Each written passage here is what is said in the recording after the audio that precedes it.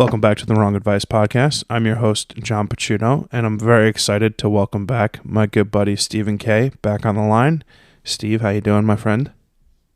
I'm good, man. How are you doing today, brother? I'm good. I just put my tree up. My sister came by to my apartment, and we decorated my little teeny 5 foot, 4.5 foot Christmas tree. It's kind of, it's an apartment-sized tree, but it looks good. Smells festive in here, so hard to complain. How are you? Can you hear me? Now I can. You said it looks good. I said it looks good, and it smells festive in here, so no complaints. How are you? I'm good. I just did similar stuff too. I was down in Dallas with my girl, just decorating her tree and help her set up her apartment. And yeah, what else? Did some decorating around the home too. And yeah, I always love the smell of like cedar candles around Christmas, man. That's my jam. Just Yeah. always burning those things. But yeah, I'm good, man. Just been doing a lot of the same and getting ready to move back out west Oh, in really? in about a month. Yeah. So you're heading back So to LA? yep, yeah, that's what's I just kept kind of getting pulled in that direction and a lot of things. I mean, we can talk about it more in depth for sure, but in short, I'm kind of tying up loose ends here and going back out there to start the next chapter and just focus on myself more. The last couple years, especially here, have been a lot of me working on other people's projects. So I'm excited to go there, focus on myself, and have time for me and make that time for me too. Dude, that's super exciting. Talk me through that process a little bit. Like, how is, what's your mentality? I mean, it's a big move, obviously. I know you spent, I don't know whether you lived out there full time or you spent like half a year there, but last time we spoke, you talked about your time in LA. So I'm curious kind of like what the feelings are, with such a huge, kind of move on the horizon. Um, a bittersweet for sure. I feel like it's necessary though, Mm-hmm.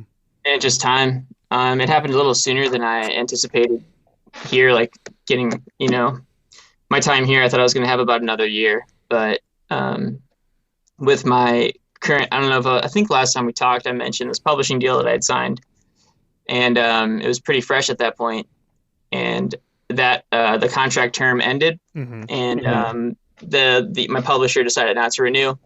So basically, and that means like you're fired in an easy way to explain it. So And or that explain way to you're me, parting ways. so explain to me what Like a publishing deal is. Like, what is that? Like, produce music wise? yeah, I'm not even sure if Gotcha. I mentioned it last time. Maybe I did. But about a year ago, literally about to the date, I signed a publishing deal here with a longtime friend who I had been writing for, and working with his media company. So I do like a lot of the music and stuff for his films and ads and commercials and anything that kind of comes in the door. I was one of the dudes, me and my buddy Tim here, who work out of the studio. We are the guys, and at this last, so we signed a publishing deal about a year ago, and they had an option to renew. And Aaron, my publisher, and the guy who signed me and gave me the deal, he's restructuring a lot of the things with his company, Mm-hmm. and they're going to move just differently now. And there are just a lot of changes that happened in the last couple of years, so they want to focus more on some other things and again restructure the company. So Yeah, um, done that to a lot of people for sure. It's kind of yeah, understandable. yeah. I mean, like I'm not.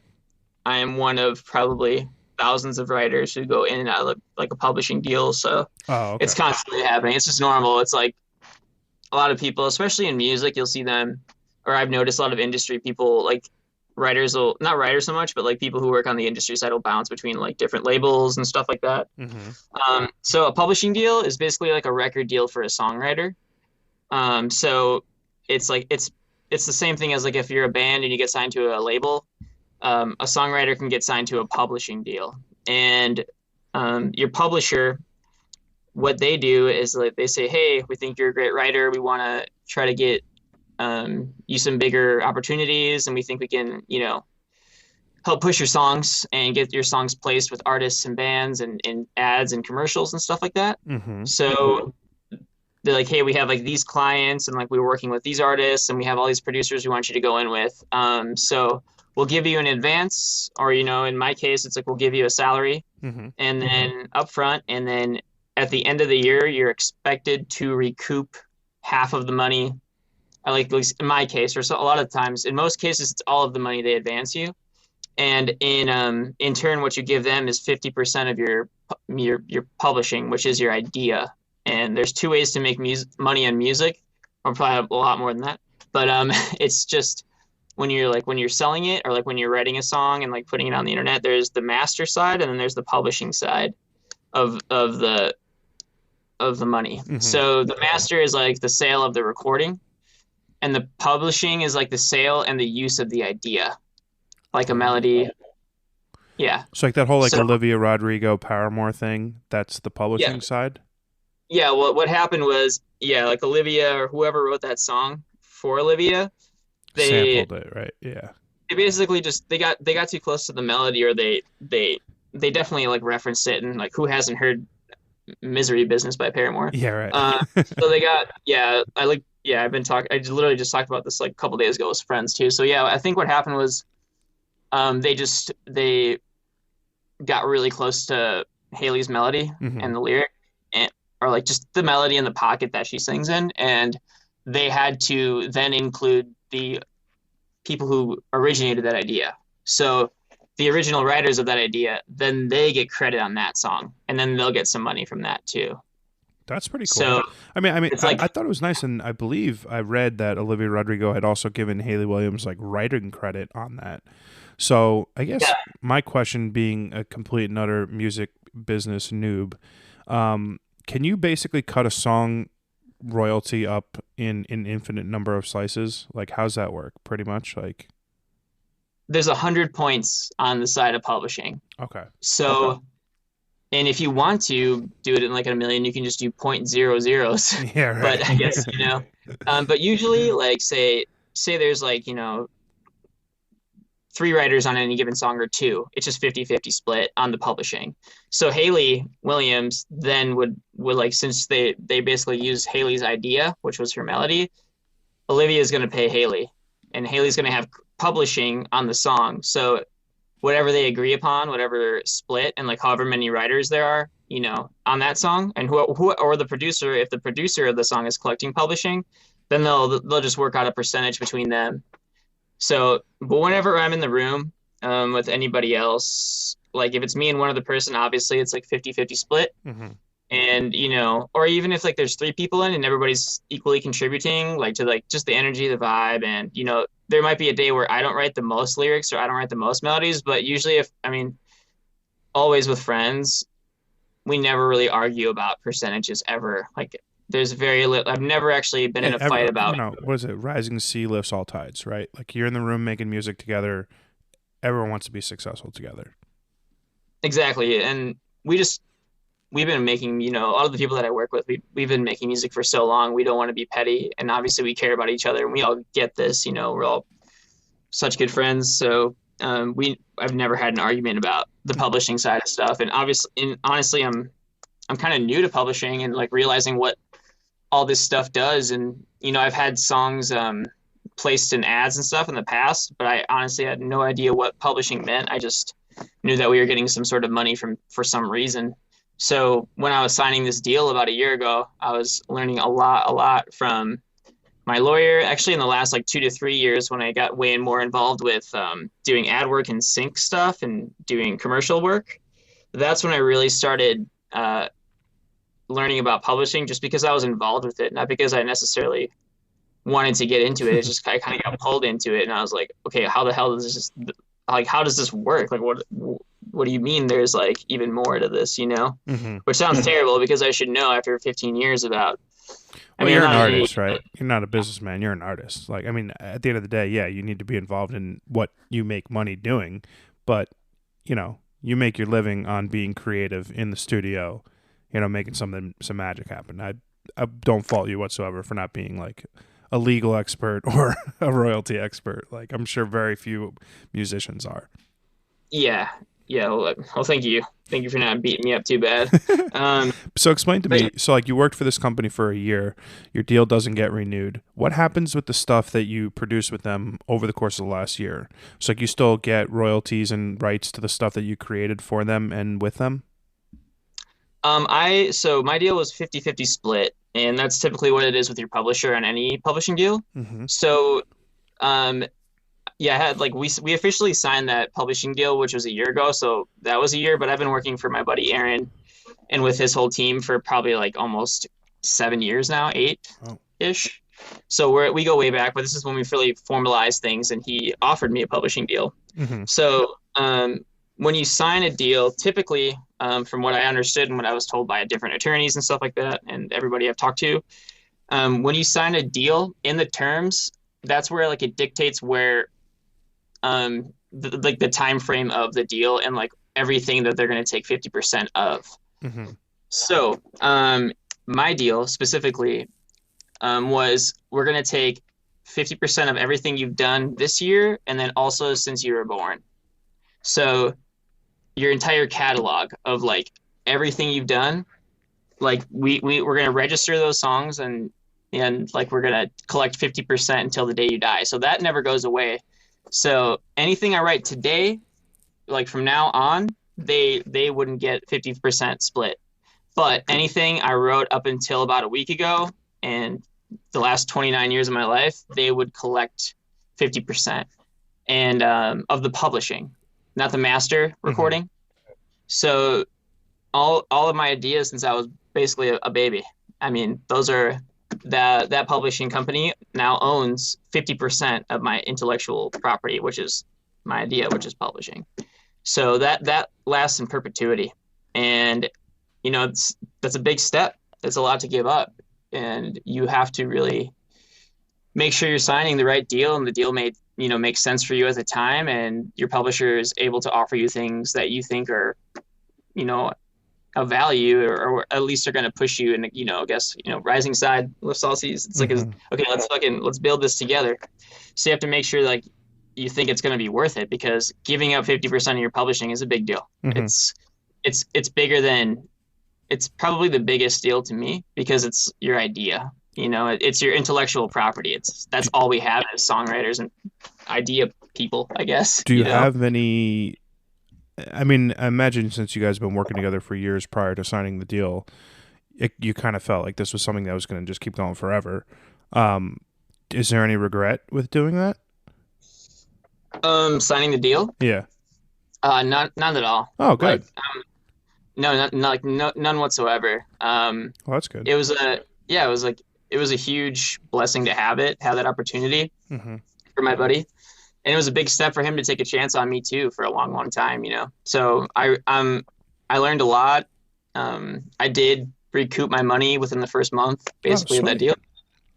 So yeah, that weight was off my shoulders pretty quickly after doing some sync stuff for them. So yeah, I have no regrets. Well, that's good. Um, So you're kind of like sitting in the spot where I was almost like a year ago. Like we're in very similar positions, whereas I was just starting to make this leap. I think you were like one of my, I want to say first 5 podcast guests, like, interviews. Um, Definitely one of the first early ones. I got to go back and check what episode it was, but I believe it was in the top 10.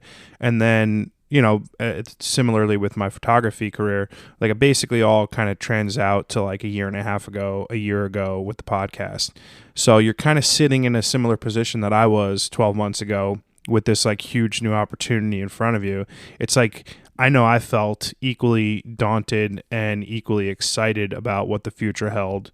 Talk to me a little bit about what you're feeling with, moving to California coming up and, new work opportunities. Like what's kind of going through your mind in terms of, how you're feeling? um, I think yeah, how you just explained it, Yeah, pretty much exactly how I'm feeling. I feel free. well, that's good. And for the first time in a long time, not that I felt weighed down before, but it's been years and years since I felt like I didn't um like have to do it. Like Mm-hmm. I have to help just this, like I have to do this. I just have to do it.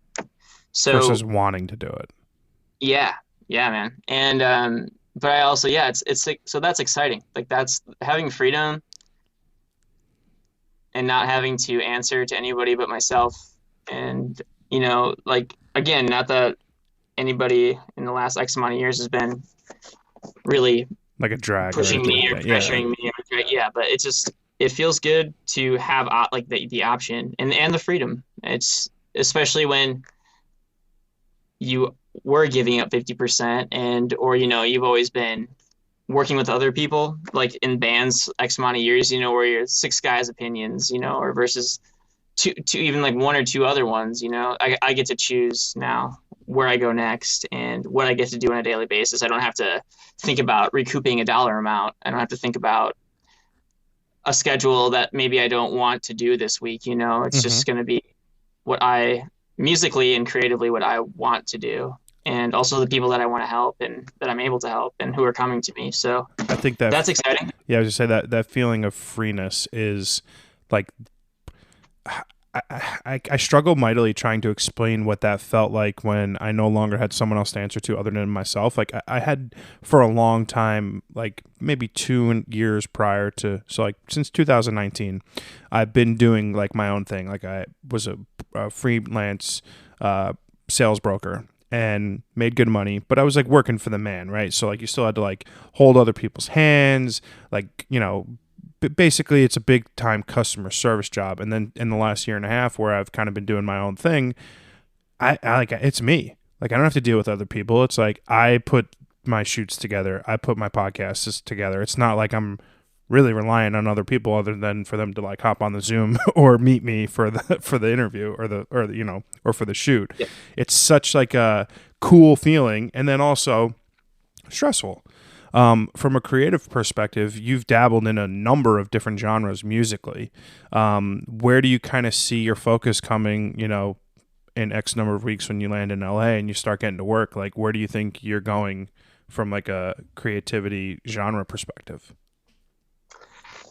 Um, Man, I think I'm just gonna wrap up these songs that I have here now, and when I get there, I have a few friends and a producer who kind of took me under his wing a couple of years ago, and I'm gonna try to learn from people that are who I think are just better than me, or just at least if you ask the common person, if you like stacked their resume against mine, it's like obviously this guy has names, and Mm-hmm. I'm still coming up.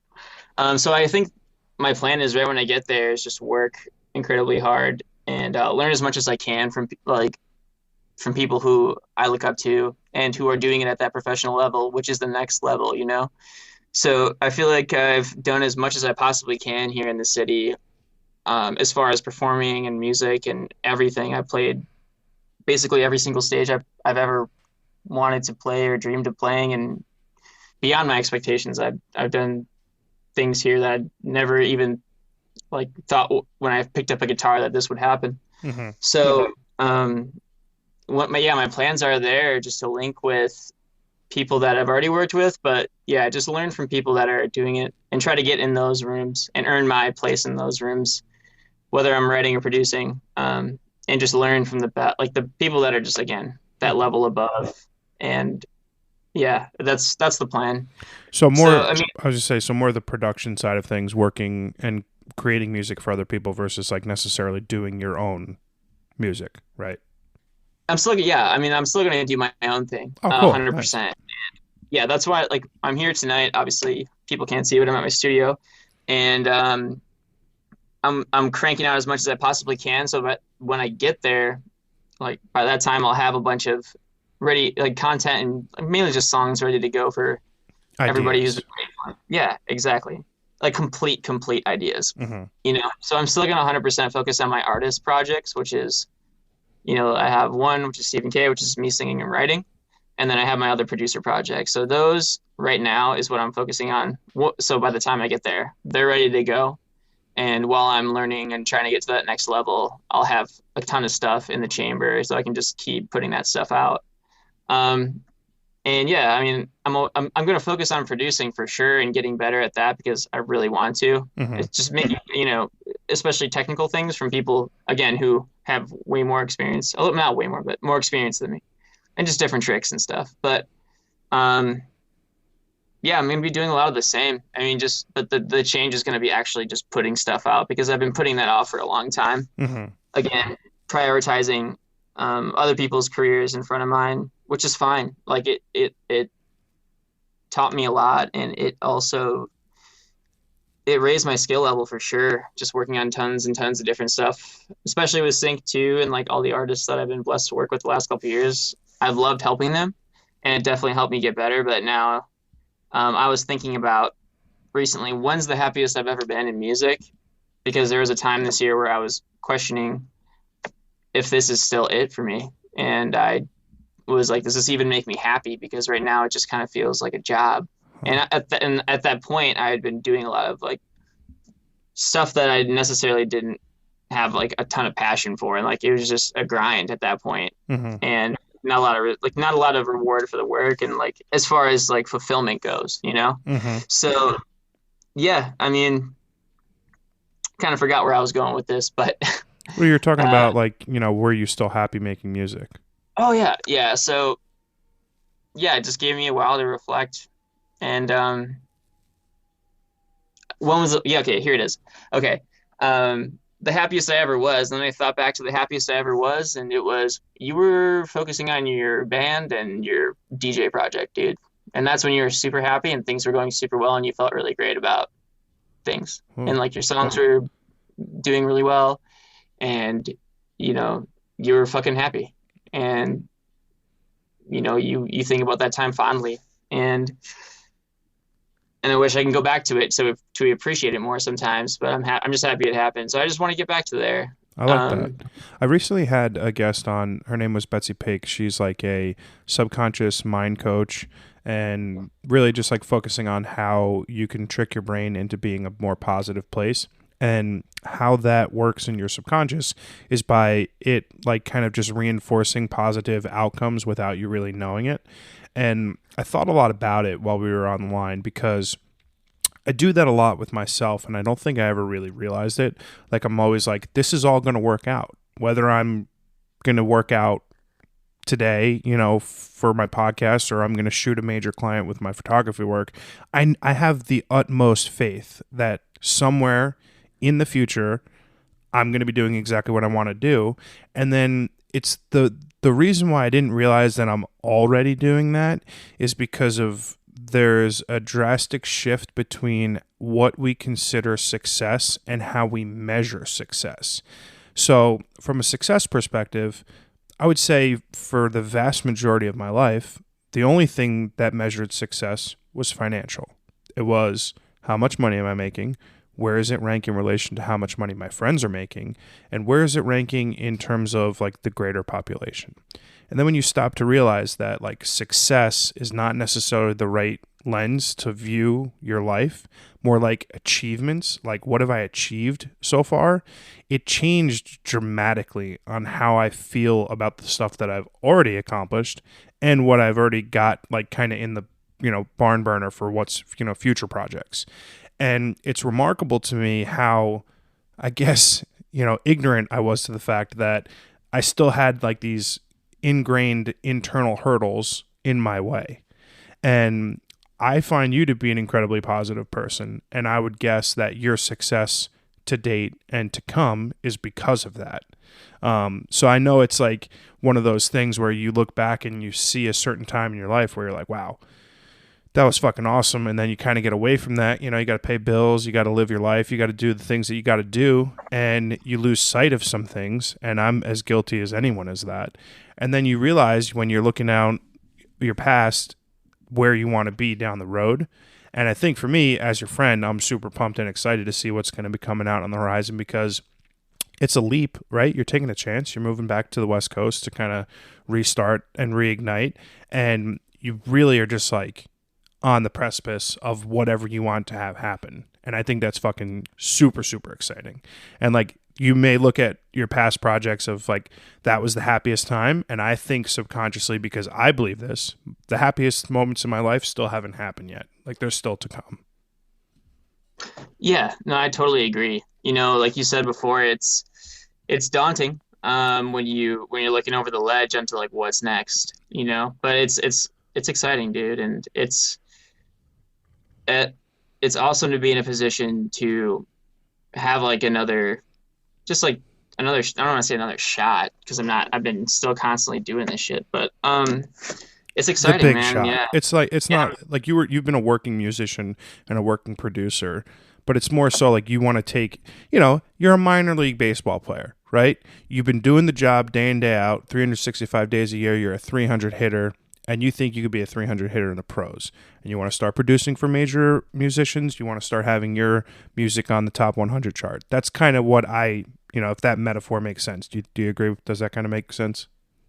Totally. Yeah. Yeah, and like I've been ready for my shot, and when I get my shots, I hit them. It's just I've never had a big opportunity get blown. I've never done that. I've been really fortunate because I try to prepare as much as I possibly can for the big things when I'm here working regardless, trying to get better on my own no matter what. I don't care who's watching, and I'm just ready for those bigger opportunities because just again I feel like I put in the work and I've been in the room now with some people who are doing it at some of the highest levels I've ever seen, and I can hang, and I'm ready to even. But again, I'm excited to learn and grow and have those sessions and those rights and just have those opportunities. So Yeah, you're it's right though. Like you got to stay positive. I mean, you can't just let. I am a very positive dude overall. I'm realistic, but I'm positive, totally. and I say that all the time. I'm like super positive, but I'm pragmatic, right? Like I know, like whether I could be irrationally confident and positive about something, but I also know, like, hey, I got to pay rent the first of every month. I can't just like dilly dally and fuck around, 24/7. So there's like pragmatic experience in life when it comes to any sort of creative endeavor, and I think that's like the duality of this creative career, right? You've got to get this art out of your system, and you want to do this 99.9% of your time, but there's also like practical things that you've got to consider. Like you can't, I did for a while, I was shooting everyone for free, right? Like I wasn't charging models, I wasn't charging people to do shit because I was like, I don't think I'm good enough to like charge someone to do something. And now I'm like, my fucking time is valuable. I'm an amazing photographer. Why would I do something for you for free when I've been paid tremendously for work before? So it's like, yeah, it's just that creative career that's just like a real ball kick. yeah, man. And like I think that's the thing that this year taught. I mean, whether I wanted it, like I I learned this year my value, and I did a lot of work, especially at the beginning of the year, um, almost like involuntarily. It just kind of happened that way, where I just I made a lot of decisions and had a lot of hard conversations with some of my best friends, and did a lot of growing up Hmm. in 2021. And I look at the year, but no, this year, man, like it has been a hard working like grind of a year. A lot of growth. It's not fun growth. It's necessary growth for me. Oh, I hear that. And I never anticipated it. Like if I could talk to myself a year ago here in these shoes and be like, dude, here's what's gonna happen.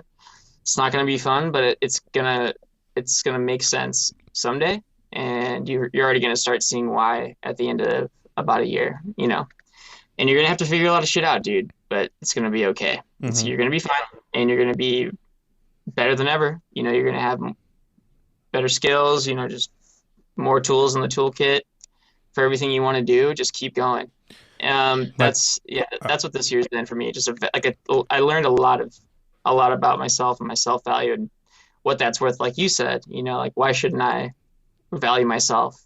oh, totally. Because I've been doing this for a long time, and I feel like I've worked myself up to this level, and yeah. And what's my time worth? What's my skill worth? Hmm. What am I worth? You know? Yeah, it's funny. You are literally like a year.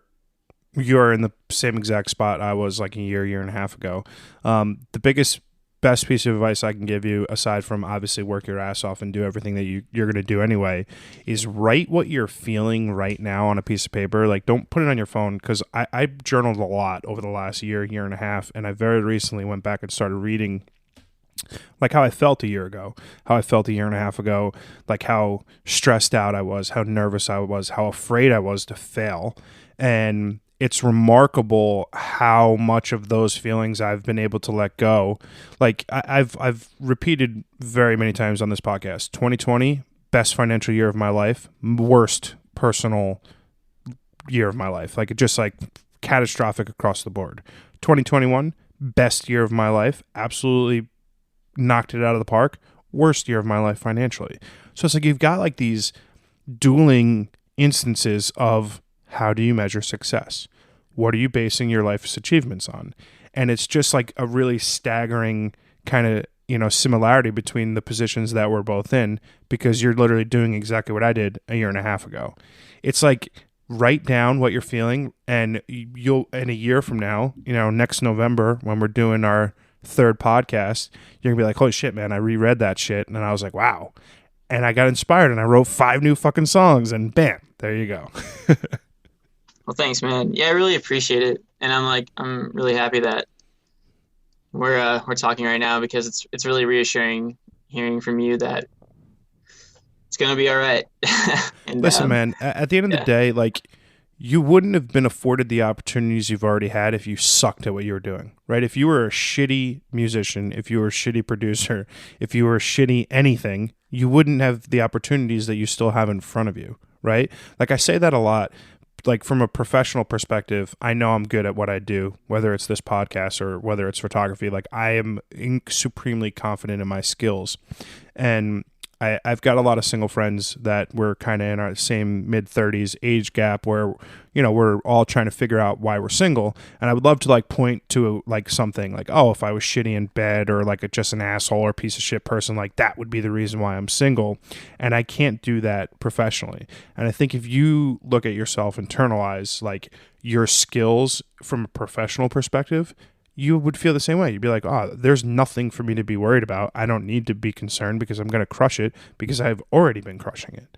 And obviously, whenever you've got a big, huge, gigantic life alteration like this, there is inherent nerves and there is inherent doubt. But like, that's all, that's imposter syndrome. That's confidence issues. Those are all things that you can overcome just by like being positive minded and, strength of will.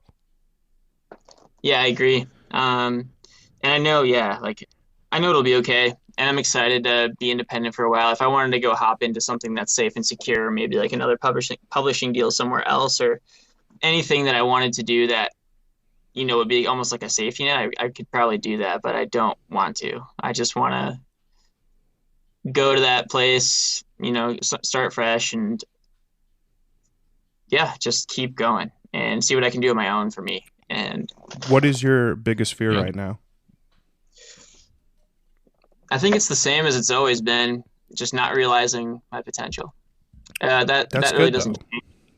Yeah. Right now, it's just, I guess, financially. How am I going to make it work?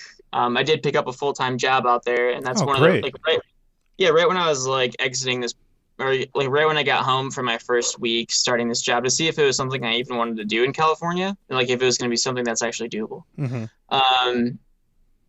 That's going to help me pay bills and pay down a lot of the debt that I've had just by traveling and doing all this music shit for the last X amount of years. Yeah, that's just that's like my only health insurance. Yeah, also I gotta stay healthy. Yeah, I'm just fucking terrified of that. But yeah, just money right now. But money's it's there. Go get it. 100%. It's not the biggest thing. We live in like the best time in the history of the world for people to be able to make money, and it could be doing like any fucking thing, right? You can go to Walmart, buy a toy that's $5, sell it on eBay for $20, and just do that 10 times, and you get an extra $150. Like, there's just like all this like room for arbitrage on Earth that you can make money doing random shit that will open you up to do what you want to do. And I think that's great that you have a job. It gives you a sense of security that you're not going to be fucking under a bridge in California, like looking for a place to live. That's fucking great.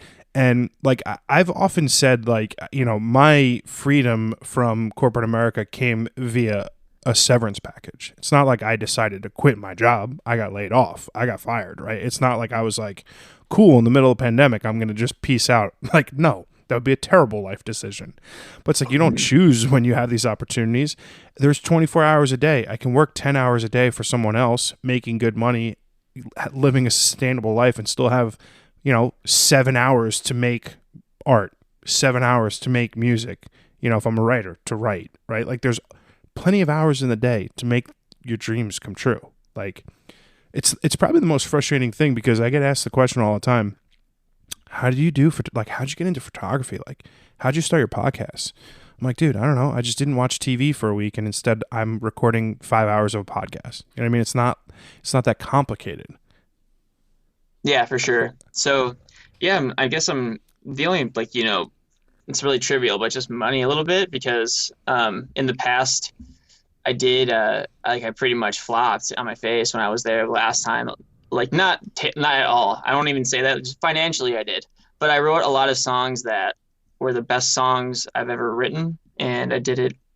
I grew up a lot there just that last time too, but this time I just want to be smarter. So of course I'm gonna worry a little bit about money. Who doesn't? Especially in a very expensive place. Mm-hmm. But yeah, I'm also I guess like when I say realizing my potential, I guess my biggest worry there too in a city that's so big with so many people trying to do so many things. It's like, how are you like? Will people see your value and your skill? And Yes. will you be able to shine? And Yes. will you have like once you God willing you get that opportunity, will you nail it? And I haven't fucked up yet when I've gotten the opportunity. So Well, I was going to say that's where like this subconscious mindset is crucial, because like if you already believe inside yourself that that's going to happen, you're going to be successful. Like it sounds so yeah, stupid, and like fucking 25-year-old me would be laughing at like this positive bullshit that I've been speaking about a lot, but it is actually fundamentally true. Like I have for a very long time felt that I was going to be successful in photography, and I felt that I was going to be successful in my podcast. And both of those things have come to pass because I believed it. I mean, I worked my fucking ass off, but I also believed it. Like, it's crazy. Like, literally, one of my favorite photographers on planet Earth followed me on Twitter the other day. And I was like, that's so fucking wild. Like, yeah, this person that I admire and I look up to just followed me on Twitter. I'm like, wow, that's crazy. That's an achievement. This person sees value in the things that I'm saying and the art that I'm making. Holy shit. That was a pinch me moment. But I've always felt that way. It wasn't always like showing out, right? Like I wasn't getting that positive reinforcement in physical, actual reality.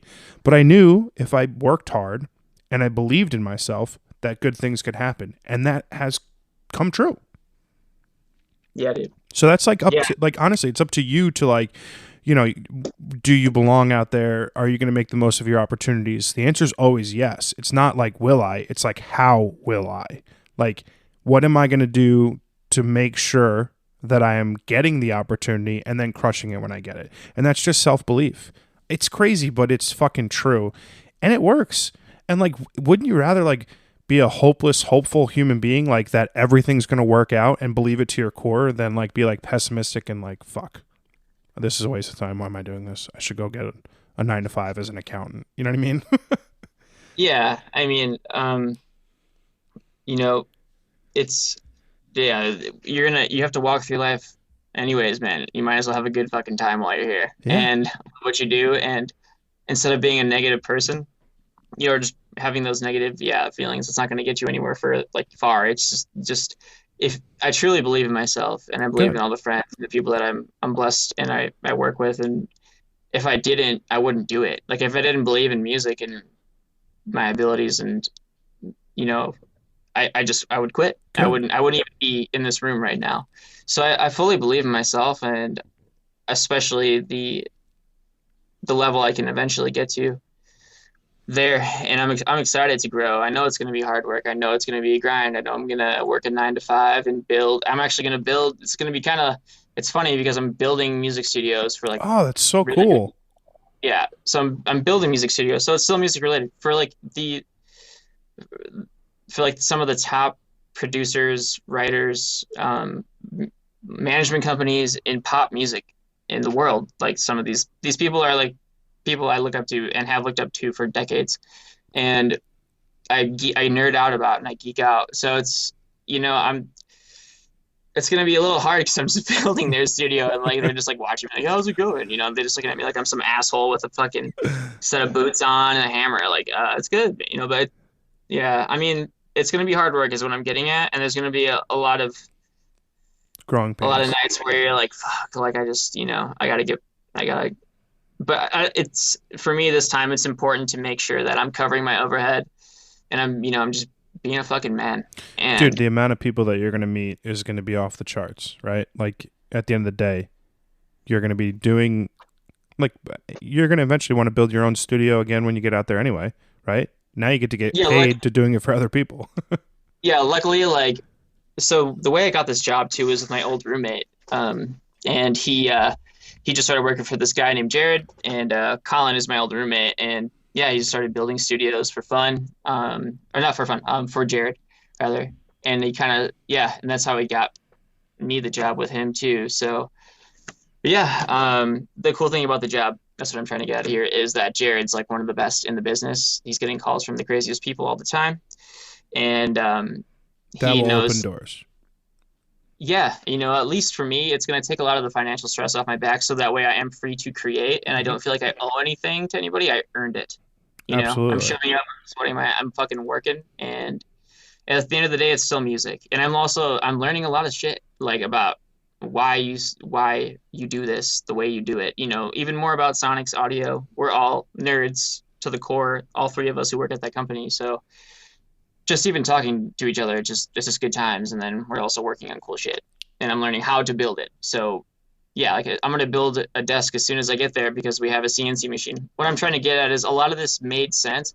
Like I feel like a lot of the things that happen in life, like you getting fired or me getting fired, whenever it's happened a couple times, it it's that kick in the ass. It's like, dude, you're ready, just fucking do it, One door go. closes, another door Yeah, opens.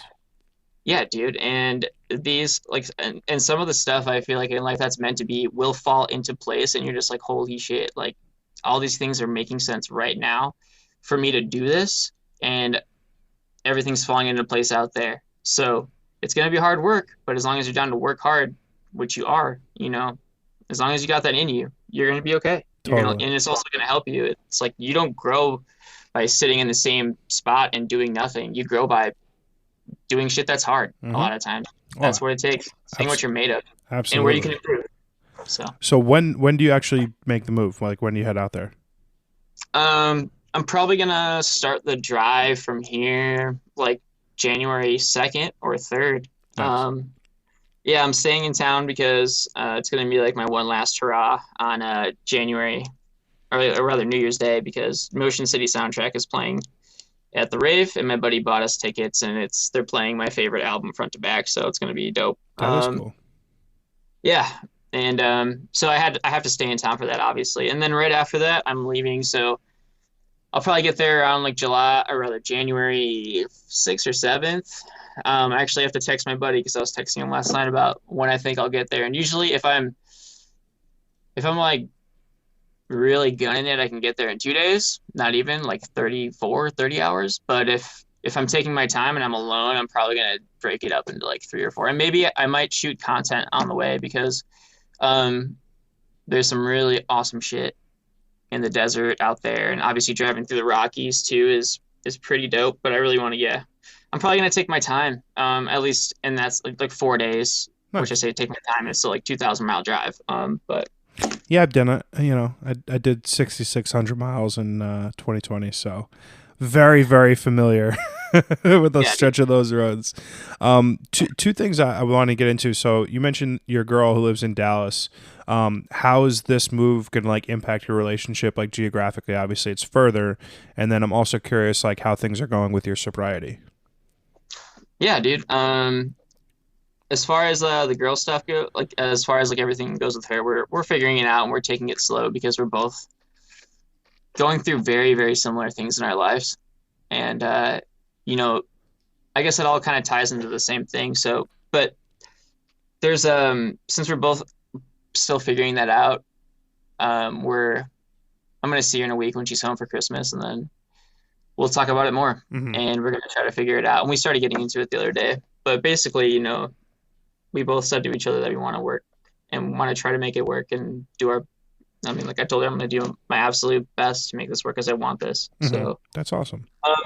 yeah. And again, this is so fresh with her just talking again. That's a whole other podcast for sure. Uh, Love and relationships and stuff. But in short, yeah, like it's going well. I had a great Thanksgiving with her and helped her, just made sure she was good because I didn't want her being alone on Thanksgiving. Who wants to be, Yeah, it's you know? tough.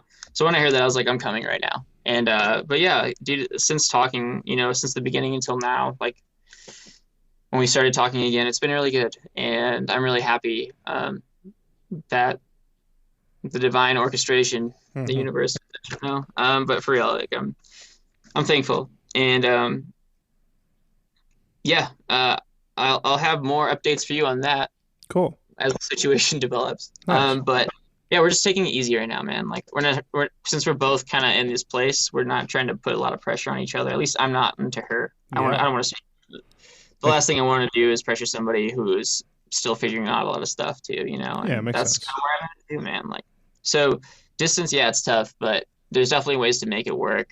If both people are 100% in, Hmm. Yeah, totally. it's not gonna. It's just communication. That's the thing in any relationship ever that can make or break it. And as long as you're transparent and clearly communicating all the time, then you'll be fine. You can get through it because there's solutions to problems. Hmm. It's just figure that out. What's the problem? Why are you feeling this way? Okay, let's get through it. Or like, hey, you're 1,000 miles away. All right, well, it's gonna take me 13 hours. I'll start now Yeah. driving. So, yeah, I'll see you tomorrow. Yeah. Yeah. So that's my that's my answer to like what's going on with her, and yeah, I'm just happy it's happening. Or what everything that's happened now, it's great. So up until now. But as far as sobriety goes, yeah, man. I guess I can like start at the beginning of the year versus I kind of talked about it like a while ago when it comes like when it was about value and figuring all that out. So when was what month was that we started our pod? Probably February, March, February, somewhere around then. All right, cool. I was just curious if I was sober or not. Um, I don't think it came Probably up. I don't think so. no, because I probably would have mentioned it or something, and just got into it. But I wasn't sober until fucking Easter Okay. is literally Easter Day. Um, so I haven't like told, or a lot of people didn't even like see me when I was probably at my, again, in my darkest place, and I tried not to I still like now, like I don't try to bring people down when I'm going through things. I try to channel that in to something positive, and that 9 times out of 10, that's just me making music and trying to sing about the things I can't say. Hmm. Um, I sing it better than I can just talk about it and say it. So I try to put that stuff and those feelings into songs. But anyways, yeah. So for a long time, man, I had been just running real hard and overdoing it and drinking too much. And it got when I moved to LA initially in 2019, I moved because I was in that place, in that real, real dark place. Like I Hmm. looked in the mirror and I didn't recognize myself.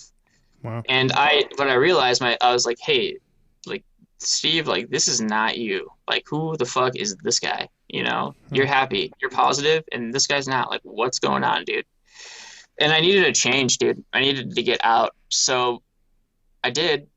Initially, it was good, but I kind of felt myself going back to that at the beginning of this year, and I realized that, and I just through a lot of yeah, I was just relying on alcohol, and it was dumb, and it was stupid. Like I didn't want to be that way anymore, but again, it was pretty much just so habitual Hmm. that it was just that way, and I didn't know if I was ever going to change, even though like I know I needed to. Like I needed to do it. And one night, my buddy Nick from Chicago called me and said, "Hey, dude, just want to let you know, like, we're concerned about you and we love you. And not like it's bad, but you can really toss him back, dude." And that's like the night that I decided, all right, well, it's time to change, bro. Like, people actually care. Like, it just means a lot that your friends are there and like they fucking are worried about you. Like, somebody cares, Hmm. like if you keep doing this, it's gonna be bad. Like, anyway, so yeah, that was the night. That was Easter Sunday morning / Saturday night that he called me, and then yeah, I left this room that night, and I was in tears, and I went home, and I just felt like a total piece of shit. But and I knew it was going to be incredibly hard to quit and not drink anymore. So yeah, I explained to my family like, hey, I'm not going to be at Easter. Just letting you know tomorrow because and I was talking to them at like 5 in the morning when they were getting up and trying to go to church, and I was like, I can't go because I'm going to be sweating profusely and shaking. And I didn't tell them that juicy detail. I Yeah. left that out of the story. But I was like, yeah, I didn't, really go too much into detail again because it was something that I wanted to do on my own Hmm. and find that strength inside of me and that control. And it's something I knew I could do. I was just being a little bitch for a long time and putting it off and putting it off and only taking weeks or two at the most off ever since I was 20. Hmm. Yeah, man, I just needed to change because it had gotten to a level where I could pretty much drink an entire bottle of tequila each night and be fine the next day and function at a high level. And I got sick. I just got sick of it. It did honestly, alcohol didn't do it for me anymore. Like it didn't help me with anything. It would I like in the feelings that it was nice. It was a crutch I used for creativity for a long time. Even it was a tool that I used for creativity, not a crutch all the time, but for things like depression or being sad about past relationships and stuff like that, or a long day at work that sucked or whatever. Like I would always just drink. I would constantly just drink, I mean, I and know. Yeah. I wanted that strength, man, and I knew I had it inside me. I knew it was going to be a shitty fucking journey in the beginning, especially, and a real big hurdle for me. Hmm. But I wanted to do it alone. I didn't want to bother anybody else with, especially my family, with my own struggles because we all have enough shit going on, and this is something I can handle. So yeah, Sunday, Easter Sunday this year is when I decided to stop, and since then, yeah, the first 2 months are real hard. I mean, the first week is awful. Hmm. It's awful. Like you're mad. It's like you're fucking dude. It's bad. Um, Oh, it's like full of it's dark. troubles. It is 100%, and that's what I was going through.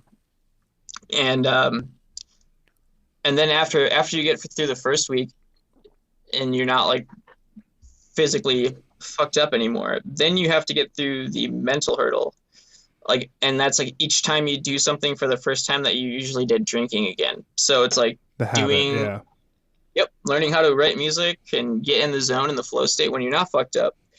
Learning how to go to a bar and say no, and learning how to say no, and still have a good time and still be a good dude, and still be a joy. Hmm. Like how are you going to be fun without this? Like were you relying on? Are you still going to be a good songwriter without it? Because every time I wrote something that I felt was good was when I was fucked up. Interesting. So yeah, that's like one of the biggest fears, and I've heard other people talk about it too. Some of my favorite songwriters, like they were really fucking terrified, and I was like, dude, what if like I just absolutely suck and I can't think of anything anymore ever? Like, what if it's done and if I don't drink, like I'm gonna fucking suck forever. I'm not gonna be like good, and of course that's not the case. Well, what do they And say? A drunk man's words are a sober man's thoughts, right? yeah, yep. There you go. So yeah, and like honestly, dude, there's for like for about 2 years, or at least one solid year before I quit. I wanted to quit, I just didn't have the strength. And then like what really gave me the strength to do it and gave me the motivation and the reason was my friends cared, and they said we love you, and it wasn't like a fucking what do they call those? Uh, basically it's like it's not an exorcism, but it's like it's a fucking, what do they call it? I don't know. Intervention. Yeah, there you go. Okay.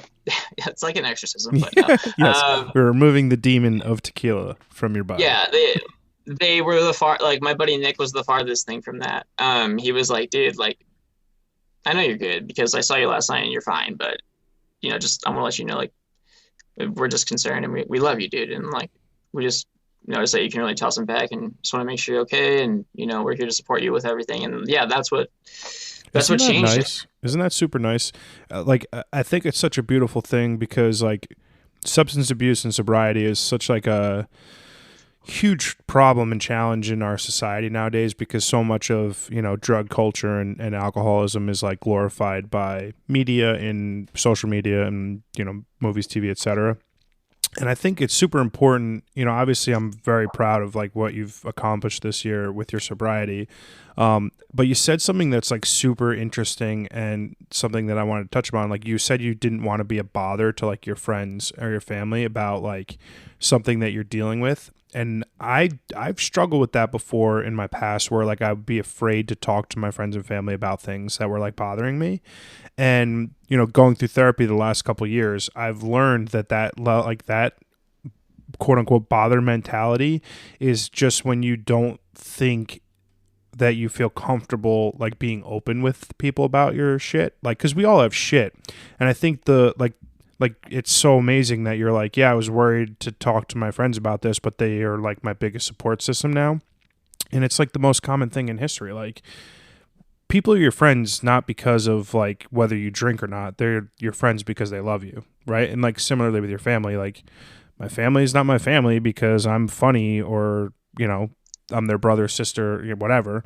It's because they love me, right? It's like you don't have to. It's just like one of those things that like breaks my heart a little bit. Like when people don't feel like they have the capacity to talk to the people closest to them about trouble, about things that are hurting them and things that they're worried about. Because if you can't go to your friends and family with that stuff, who can you go to?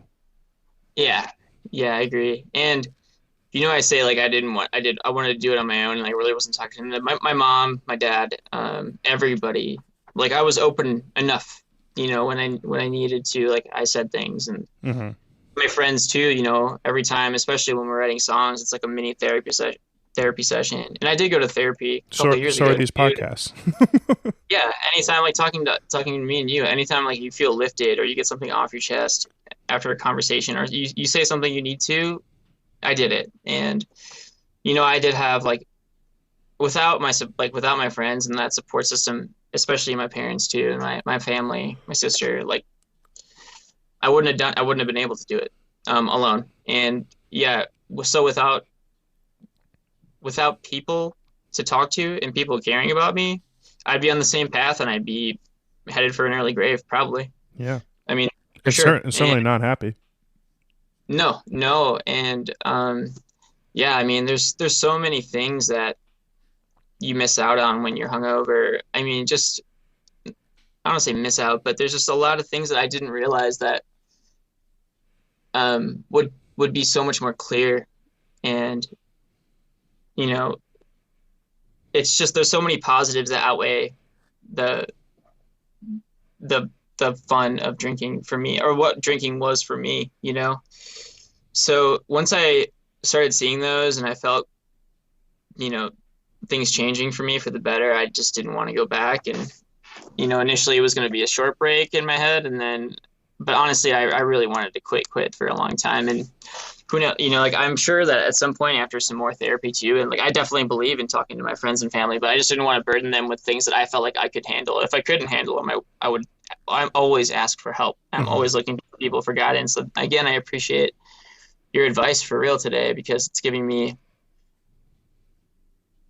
just it's filling me up with good shit, Dude, man. I Like I mean, needed, it's but like, I'm you mentioned therapy and like how like cathartic it is. That's what like a lot of these conversations on this podcast, like I'm totally honest about the selfish need of me to do them, and it's because I think I'm starting to understand just how common and how alike we are as people. Like, it doesn't matter if you're from New York or New Jersey or Milwaukee or California or Miami.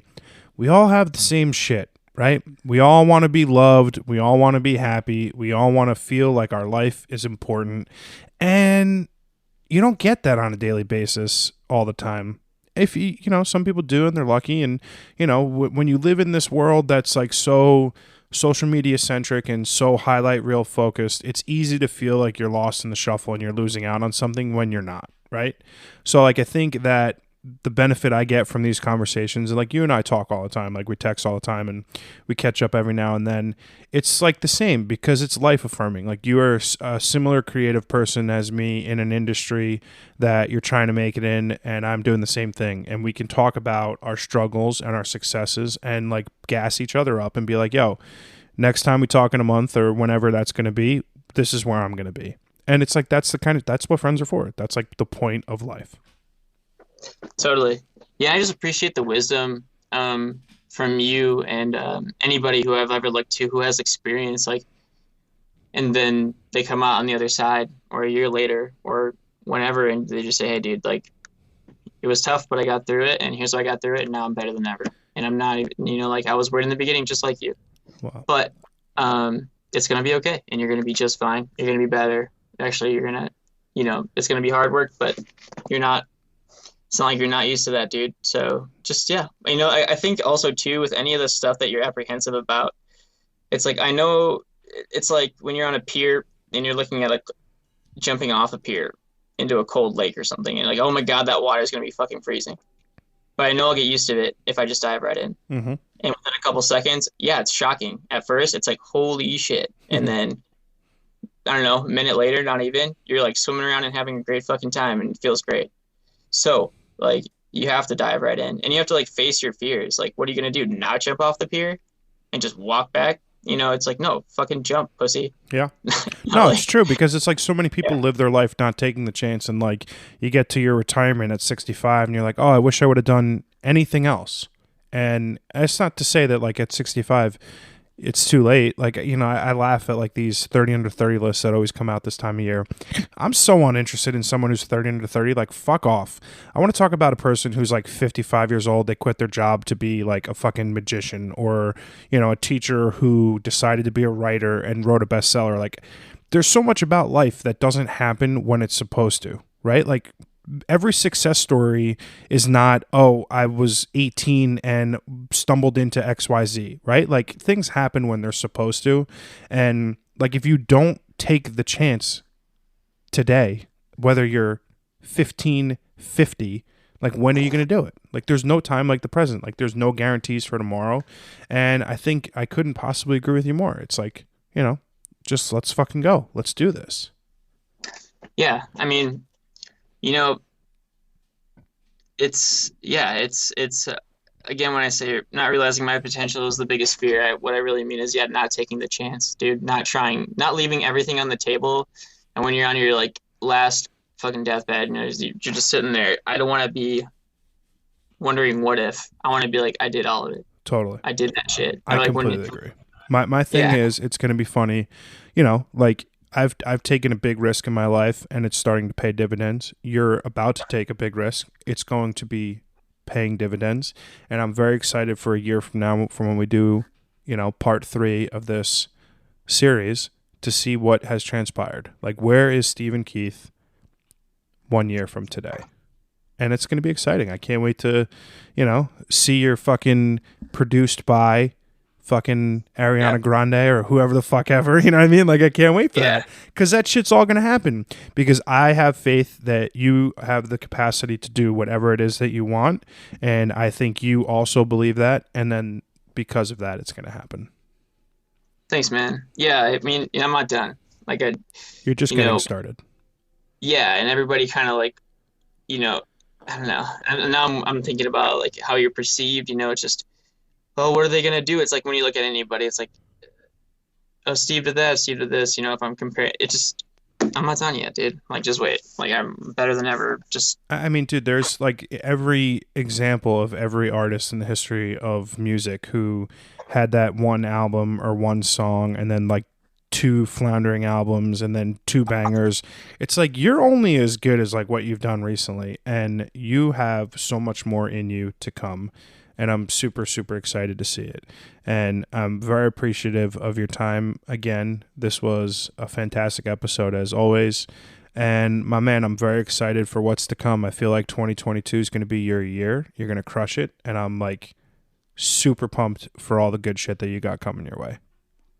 Thanks, man. Yeah, I'm definitely I'm gonna use everything I learned this year and a lot of these hard lessons and apply those to next year. And again, the biggest thing this year is what are you worth, Steve? You know what you're worth, and carry that forward and move with that confidence because you are worth it. You're worth more than ever, and you've done a lot of that. And dude, again, I really appreciate everything, all the wisdom you shared today, and just it's encouraging to hear.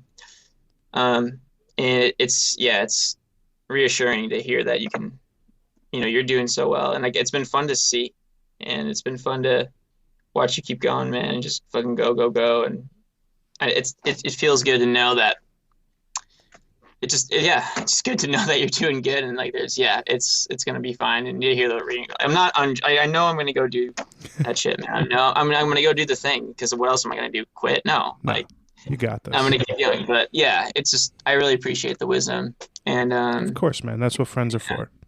Yeah, I'm just talking. It's been good, man. It's been good. Be well, my friend. I love you. I got all the faith in you, and take care. Sounds good, man. We'll talk soon. Peace.